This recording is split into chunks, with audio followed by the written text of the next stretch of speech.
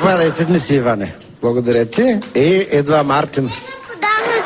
Чакай, рано още, накрая. Накрая публиката като ръкопляска, бравометър отчита аплодисментите и тогава се разбира кой ще спечели. Аз. Ще видим.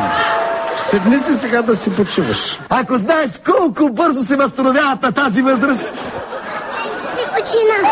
Абе, още си почини.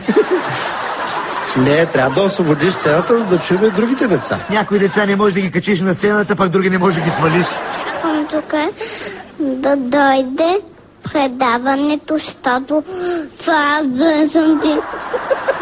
Да не съм ти. Дързо си, красота. Да не съм ти такъв, да не съм ти от село, да не съм ти от село, да не съм ти. Абе, може да не е от село, обаче е много пробивен. И виж, спечели. Сега да видим дали ще има сватба. Ти ще се ожениш ли за Анджи? Не за пепеляшка. Той иска да се жени за пепеляшка.